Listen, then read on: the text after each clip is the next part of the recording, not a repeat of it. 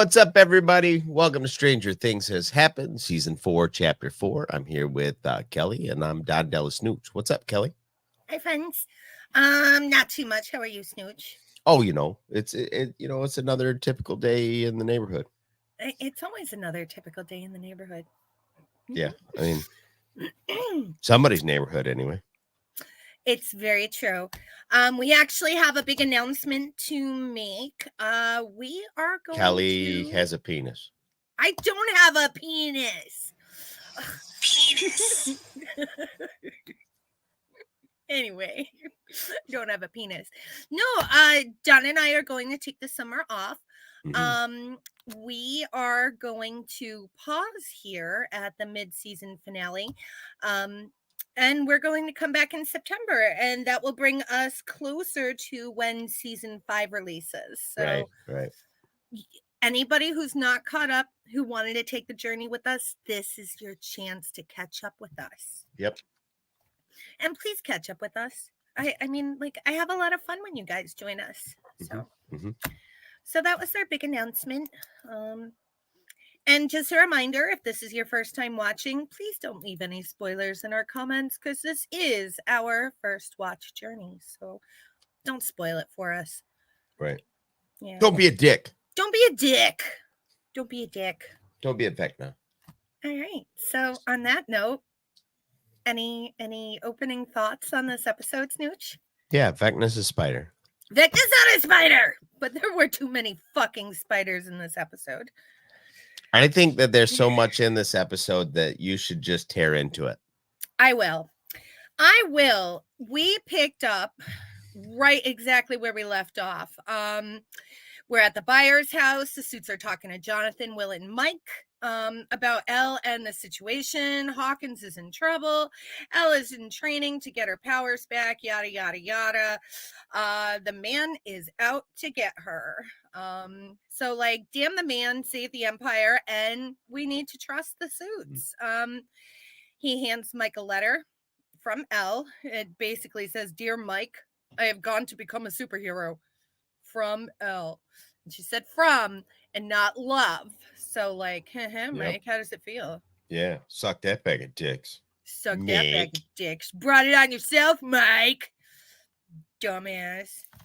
Anyway, after that, we're back at Hawkins High, and Nancy and Robin arrive, and they burst through the doors, run down the hall. Max tells the gang about her vision of Vecna. Dustin's like, that's what happened to Chrissy. Max continues by telling the gang about the connections between Chrissy and Freddie Boy that she read in their files. The headaches, the nightmares, the visions, and that she's gonna die tomorrow. And sad then face. sad face, Max is gonna die tomorrow. But they don't. Vecna, blah blah blah, Vecna, it's Vecna's curse, blah blah blah, Vecna, he's not a spider. And then we hear a noise. He's not a spider. Steve goes to investigate the noise. It's Lucas. Code Red. The jocks are crazy, and they're after Dustin for some info on Eddie. And Dustin's like, yeah, well, that sucks. We got bigger shitholes to fix over here. Lucas looks at Max. Max hears the clock. Cue the opening credits. So that was exciting. That was exciting. After the opening credits, we're looking at Erica painting her D&D figurine, which is exactly what I would be doing. Her mom tells her to go get the door because, Jason, the jock, rings the doorbell. He's looking for Lucas. This pisses off Erica. She tells him he's probably with Dustin, and if Jason finds Lucas, to tell him he owes her a Nintendo with Duck Hunt. Yeah. For covering for his ass the past few days. Sounds fair to me. It is at that time that Jason realizes that Lucas has been bullshitting him.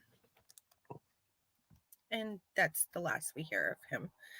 We're back at the Wheelers' house. We're in the basement. Steve, Lucas, and Dustin are all reading the old tabloids on Victor Creel. They're tossing around theories on Vecna's existence. That and the gate to the upside down. Meanwhile, Max is alone. She's writing letters at a desk. Nancy and Robin come downstairs with the plan. Nancy and Robin are going to go undercover as Notre Dame students. Yeah, they're gonna that's go never to- going to be a good idea. Yeah, they're going to Penhurst Asylum. Say you're a dumbass without saying you're a dumbass. But I went to Notre Dame. They're gonna go talk to the director about Victor Creel for a psychology paper that they're writing.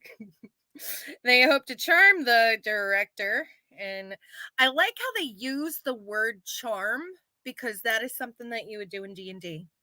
Mm-hmm. And they hope to talk to Victor Creel like in person. Max, why did I write that?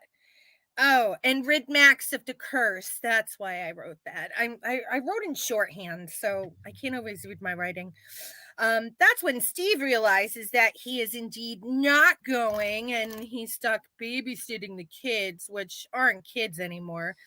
Him and Robin follow Nancy upstairs. Steve's arguing why he should go. Nancy shoots down every point with an educated response, which I really enjoyed.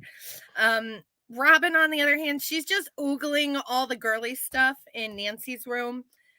Steve points out how Robin's behavior is anything but scholarly as Nancy pulls out a beautiful pink frilly blouse and looks at Robin, and Robin gets all cringe. That was funny. I can definitely relate to Robin on that one because, like, I hate dressing up. Yeah. Now we're with Joyce and Murray. Okay, Joyce and Murray are at the hotel room in Alaska. Joyce is preoccupied with trying to call the kids. She can't get through. It's always a busy signal. Murray's like, you can call them later. We got shit to do, bitch. We got to make a ransom exchange. Let's go, bish. Slams down the phone. They're out the door. Meanwhile, that studly beast with a broken ankle Hopper is starting his day at the prison. He's getting the scoop on how to escape from Enzo. So you heard from her because they're talking, and he gets the idea that Joyce has been talking to Enzo. Enzo's like, yep, and if it all goes good, you'll be with your sexy woman tomorrow. And Hopper's all, she's not my woman. To which Enzo replied, sure, Jan. She just saves your life because of friendship. Friendship, right. So he gives Hopper a 50-1 odds of winning. Remarks how he doesn't even look nervous. They banter back and forth and see the asshole guard is staring them down again. Enzo asks where Hopper wants it. Hopper's like, just not my face. And Enzo's like, yeah, because you want to be pretty for your woman. And Hopper's like, she's not my woman. So Enzo throws Hopper to the ground and smacks him with a gun. He's not my woman. Dude, not Hopper, why do you keep saying that, dude? I don't understand. Fucking Hopper. Fucking Hopper. Oh, it's Joyce, man. I mean, it's Winona Ryder, so yeah, let's go. Yeah, we all know he loves Joyce. We all know this. So we're back at the buyer's house with the suits. Jonathan's pissy. He sees a picture in front of him of Nancy and gets an idea from the Surfer Boy coupon. Will and Mike are going over everything in his room. Mike is still obsessing over Elle's letter. Will snaps at Mike. She's going to be fine. It's Hawkins we need to worry about. Neither of them trust Dr. Paul Reiser to save the day. Jonathan bursts in, that's why we can't stay here. Can't call Hawkins. without alerting the military. They plan to sneak out. Ponch and John are watching golf. And I love that reference to Chips. Yeah. Loved it. I loved it. I love Chips. That was a great show, wasn't it? Mm-hmm. Yeah. I just remember watching it like when I was homesick. Yeah. I watched it. Well, I've got a couple years on YouTube, so yeah, I watched Couple. it. Yeah, just a couple. But it wouldn't have been my kind of show. I don't like cop shows now. Oh, really? I love Yeah. cop shows. No. The only like shows like that I like are the real like cop video shows. Oh, those are the ones I like Cops. Yeah, I don't like Yeah. NYPD Blue and all that. No, I don't watch those either. I'm None not of into that. the drama. I'm not into the drama. So they're going to have Argyle take them to Hawkins, and Will convinces the Suits that he's hungry and they need to order a pizza. And that's the end of that. We're back in the Wheelers' basement. Max is stuffing letters in envelopes. She writes Billy's name on the last envelope. She calls the boys out for staring at her. She hands everyone a letter, only to be read if she dies. Mm-hmm. Lucas tries to tell her it's going to be okay, but Max is all, save it. It's never been okay in my entire life. You pick up walkies. That made me feel bad for her.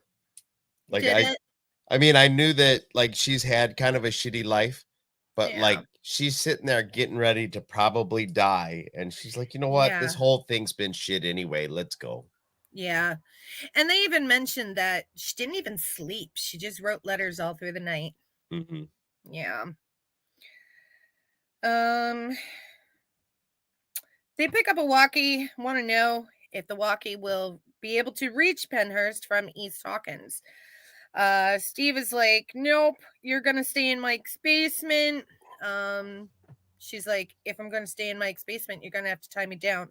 And then you're going to be charged with kidnapping a minor. And if she gets out of that, then she's going to sue him because she has a good lawyer.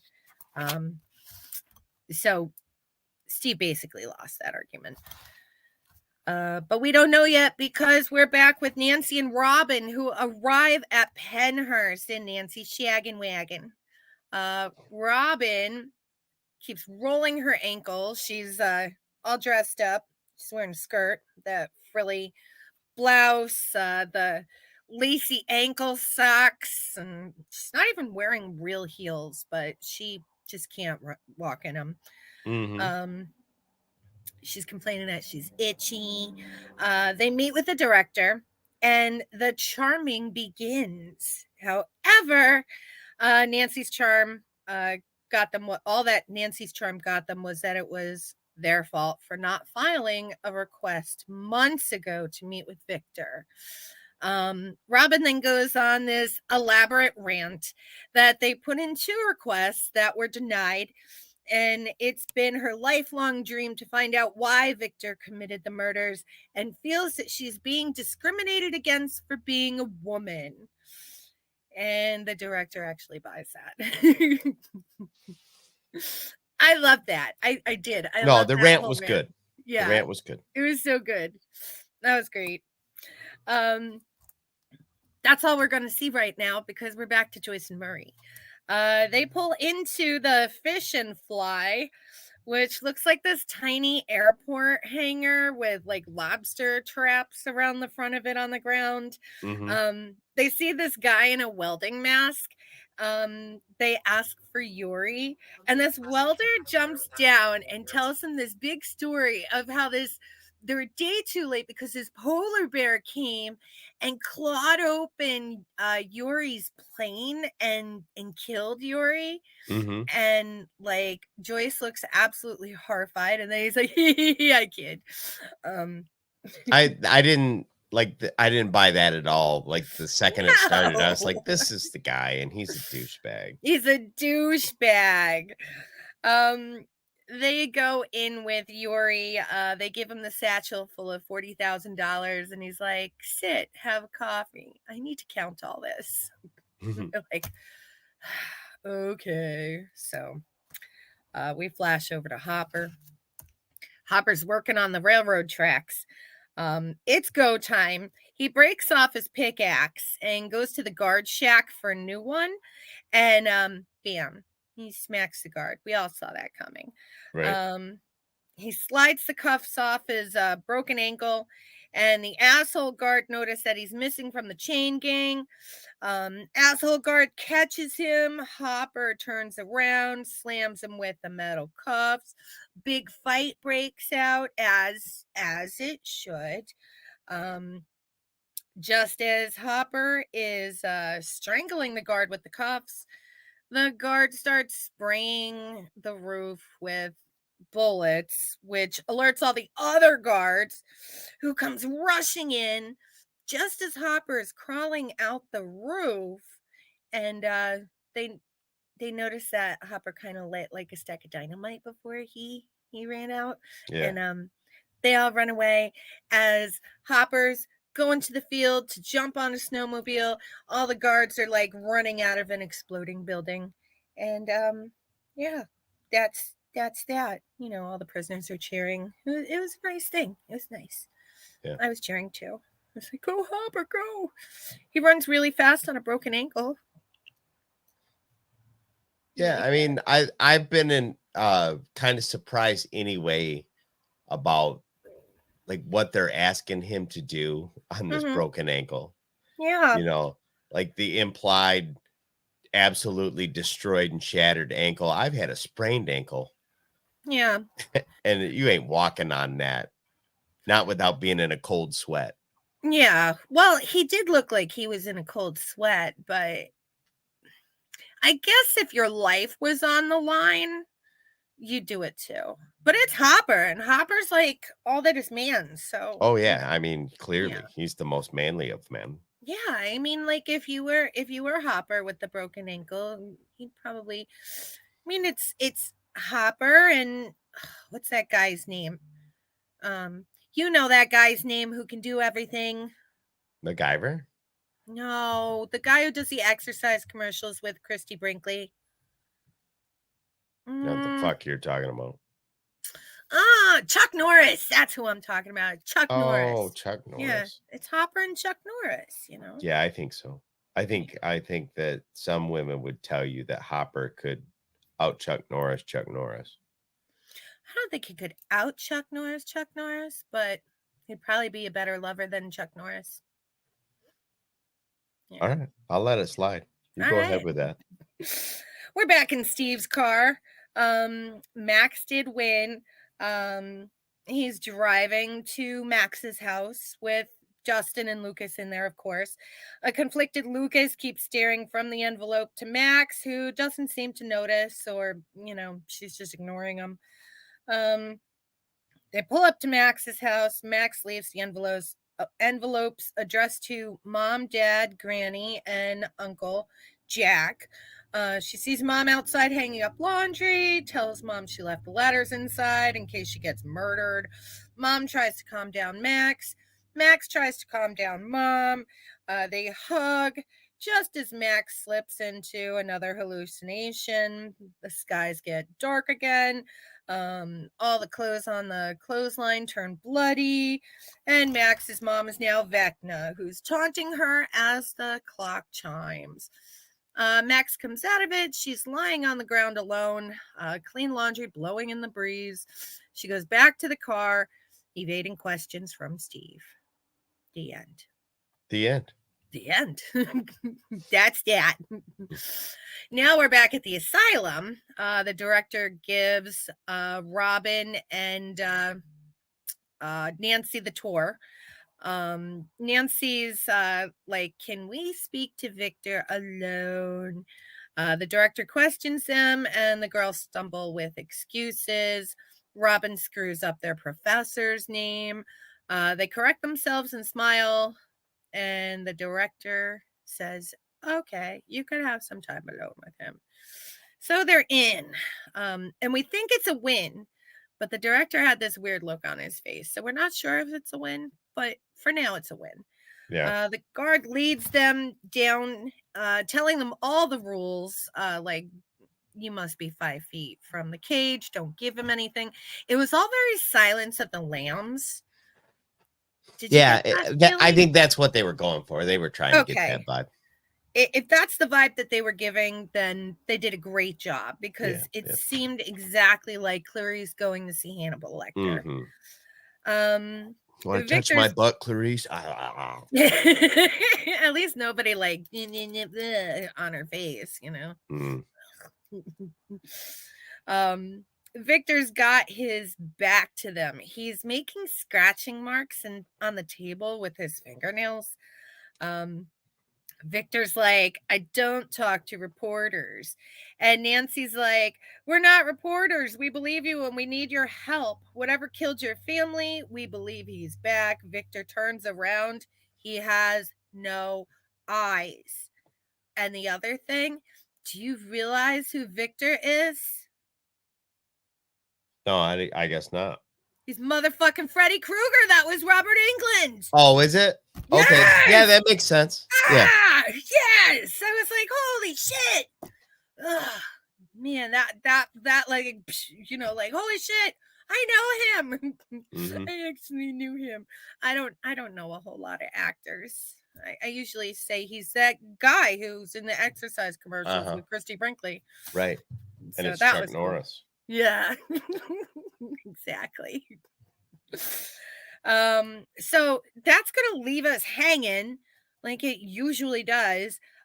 Because we're back with Argyle, who is driving the pizza over to Jonathan's house with Pass the Dutchie playing on the radio. Will and Mike are packing their bug out bags. Mike apologizes for being an ass, and they have bro talk, and now they're besties again.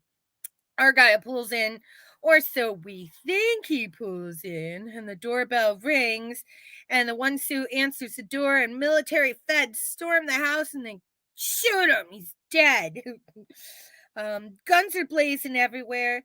One of the suits gone. The mustache suit guy starts fighting back, taking them out one by one. He's trying to protect the boys. He's like, I shoot you, run. So that's what they're doing. Argyle, oblivious, pulls in thinking Jonathan's having a party and he didn't invite me. You know, he's such an asshole.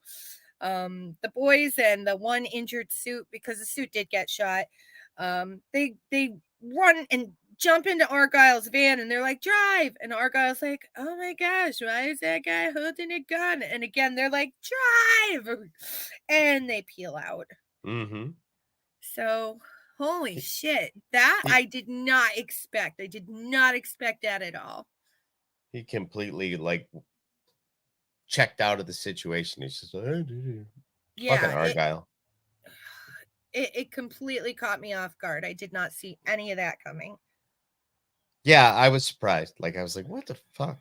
Yeah. We're gonna have a shootout today. Yeah, right? Ugh. Whatever.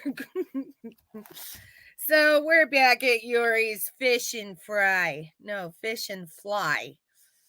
That's such whatever. It's weird.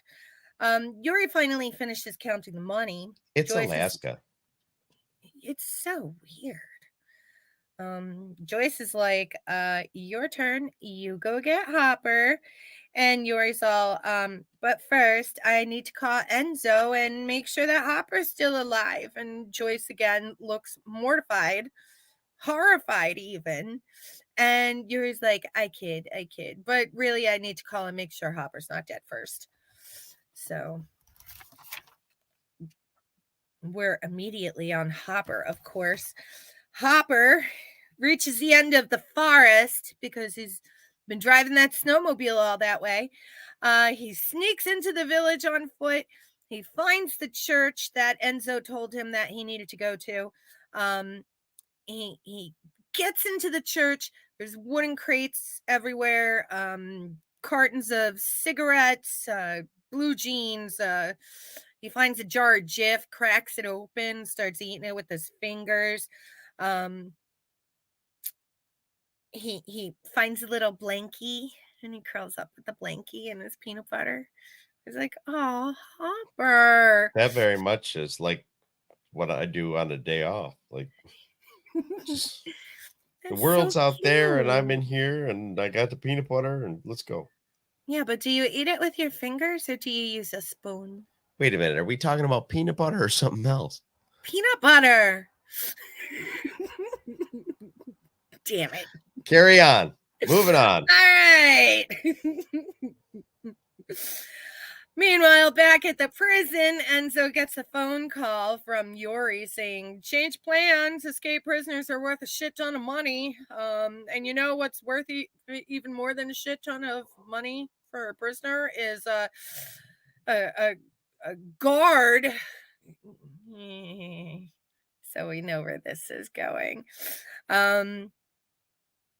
As all of this is happening, Hopper simultaneously hears a commotion outside. The guards burst into the church. And Yuri's like, so let's keep 40 grand and make a little extra. And Enzo's like, that's not the plan. And Yuri continues and he talks about corrupt guards again. And Enzo's like, what have you done? And then he sees the guards charging towards him. Yuri is continuing with, and what's worth most of all is Americans who are wanted by the KGB. At which point Joyce realizes that the coffee that her and Murray have been drinking, yeah, they were drugged. Hopper's getting beaten, Enzo's getting beaten. Yuri hangs up and finds that Joyce and Murray are passed out.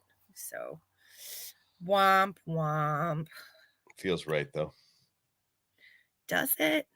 Yeah, there was no way that something fucked up wasn't going to happen through this exchange. Like, I was sure that somebody was going to get fucking taken advantage of beyond the fact that they were getting her for 40 large. It sucks though. I don't want Hopper to get hurt. I mean, he's already got a busted foot. Yeah. Hanging out with Chuck Norris. It's true. Anyway, we're back in Steve's car. Max asks Steve to take a turn into the cemetery. Lucas runs after Max and says, I know something happened back there with your mom. Was it Vecna? It's like, duh. Max is like, I'm fine. Lucas goes all, stop pushing us away. We're your friends. We can talk. You can talk to us. And Max yeses him to death and asks him to wait in the car. And then we're back at the prison talking to motherfucking Freddy Krueger again. Nancy fills Victor in on the current murders and Max's situation. They need to know how Victor survived Vecna. And Victor's like, survived? I am very much in hell right now. He's got scars all over his face and like goop coming out of these like swollen shut eyelids. Like he's got no eyes, you know. I knew a girl like that in high school. Oh, it's so nasty. You didn't date that girl, did you? The one with goop oozing out of stuff? Goop on her eyes? That's fucking rough. Oh. So now Victor is flashing back and telling them about, the story. He's back from the war. Wifey inherited money. They bought a mansion. Everybody's happy. It's a fairy tale, except for the son, who's super sensitive and knew that there was shit going on in the house. But who's going to listen to a little boy?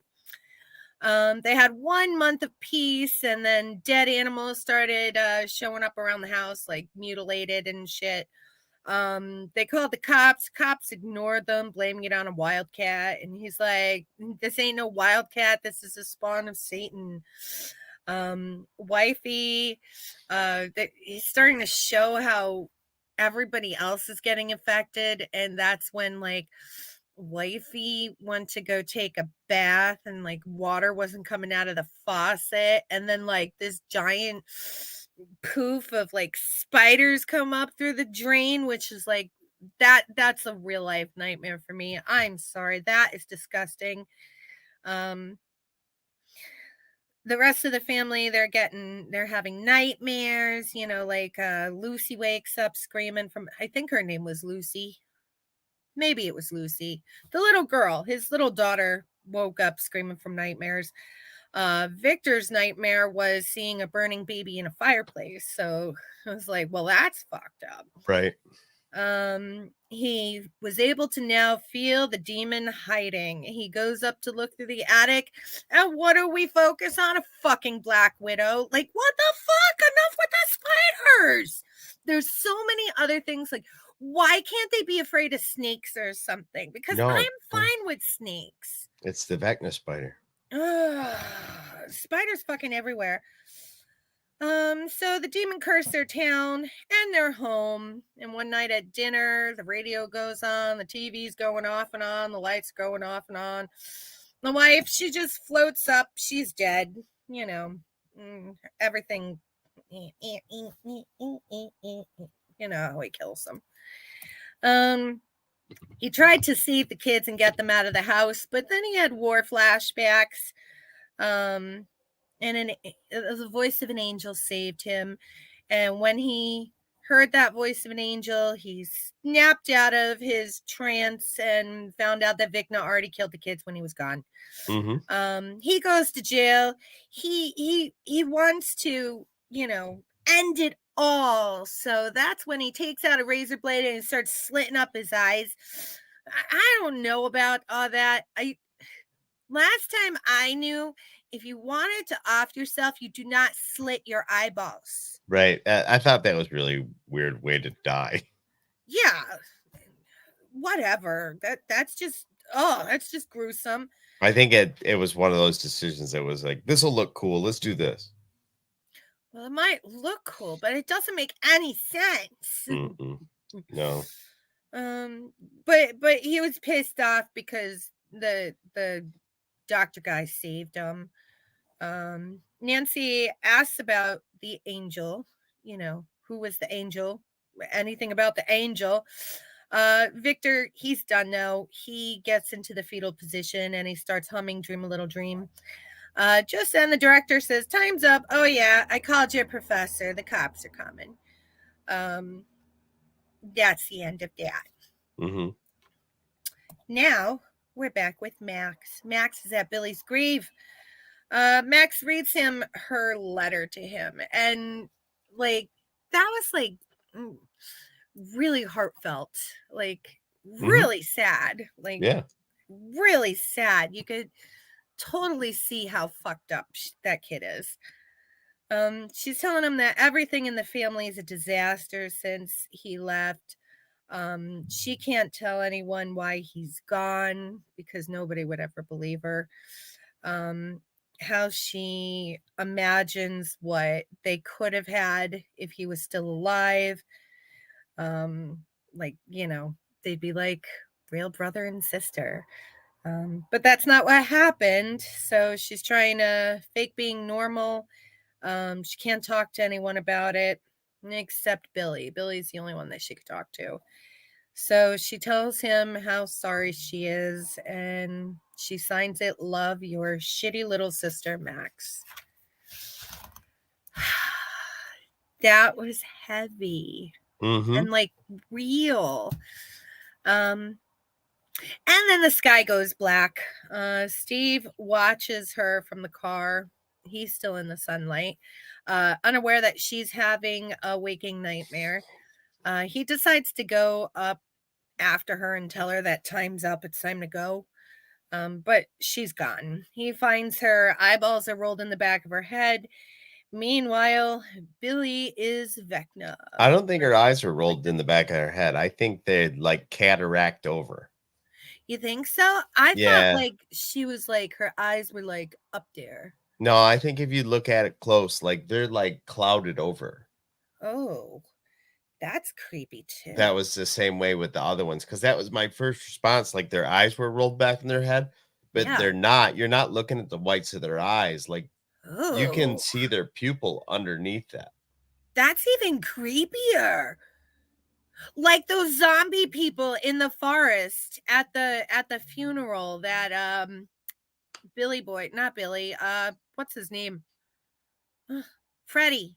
Mm. Freddie saw it in the forest and they had all like whites over their eyes. Yeah. Oh, that's even creepier. Uh-huh.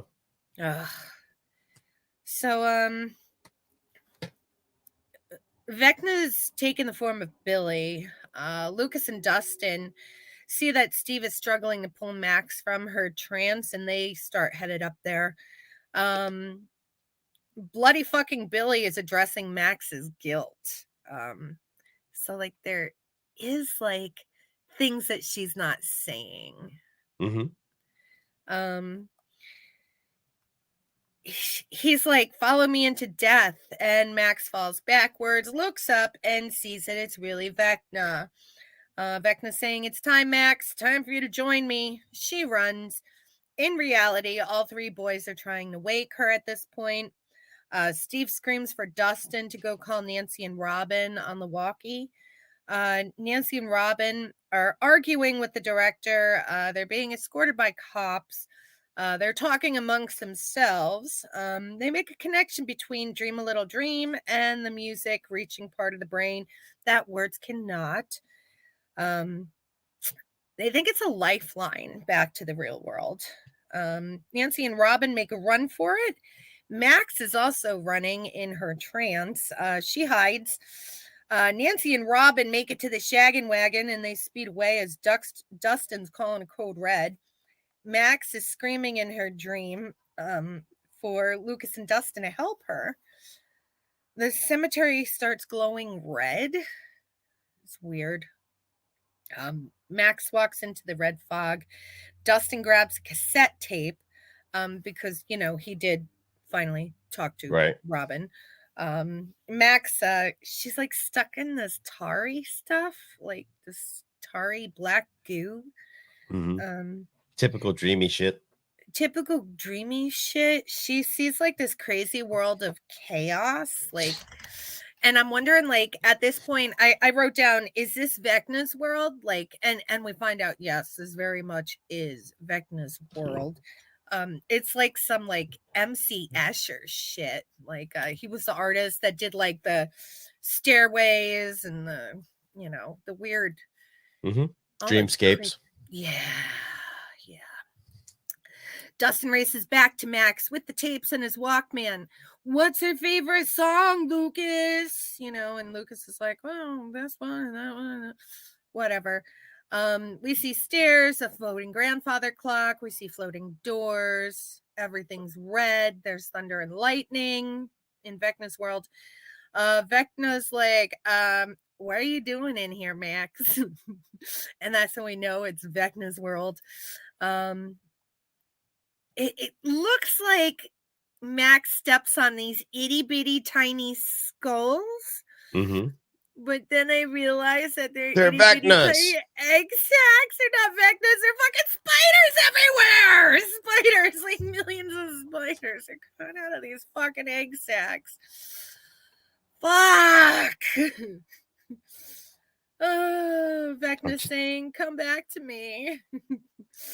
And there's dead people all around. Like they're if he doesn't turn into a giant spider at the end, I'm gonna be so surprised. We should make a bet on that. We'll do that after this episode. Okay. Max is seeing all these dead people bound to columns of like black slither vines, like ew. And Vecna's like, how do you like them, Max? You want to join them? And she goes to run, but Vecna grabs her ankle with a black slither vine and it pulls her onto like her very own column. Meanwhile, the boys find the tape with her favorite song on it, puts the headphones on her head, and what do you know? It's Running Up That Hill by Kate Bush. Oh, it's like, oh, that's Max's favorite song. I love that song too. I've always loved that song. So yeah, this is why that song was so popular when last year did season 4 come out?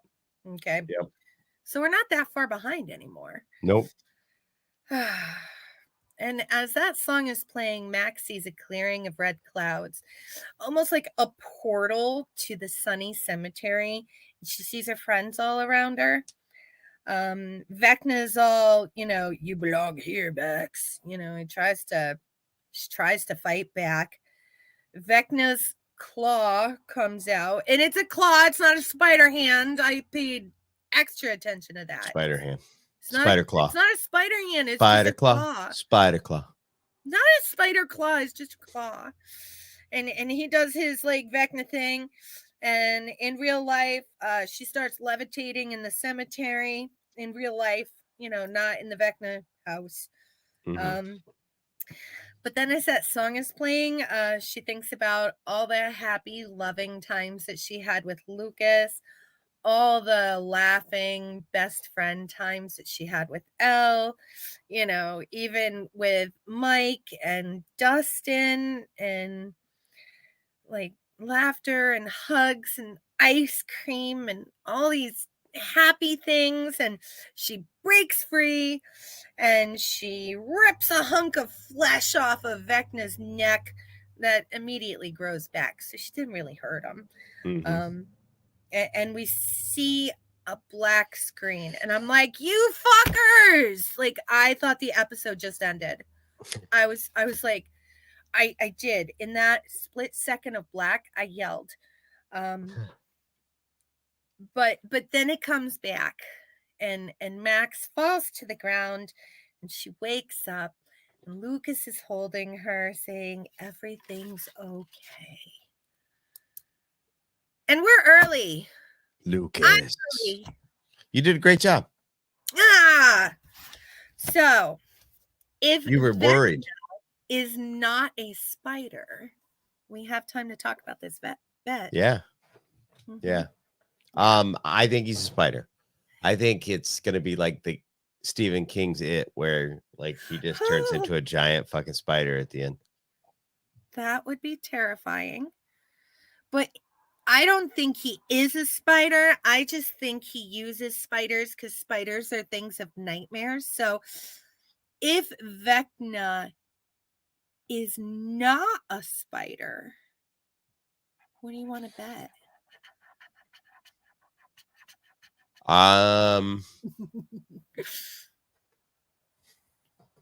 We could bet a Funko on it. Mm. Loser has to send the other one a Funko. That's nice and everything, but it's not fun. If you lose, maybe you should wear lipstick and say I'm a pretty princess on a season 5 episode 1 premiere. What would the opposite of that be, though?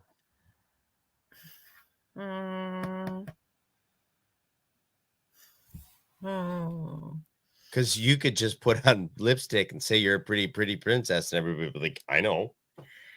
Well, what would you want me to do? I don't know. It sounds like setup. I should leave that be.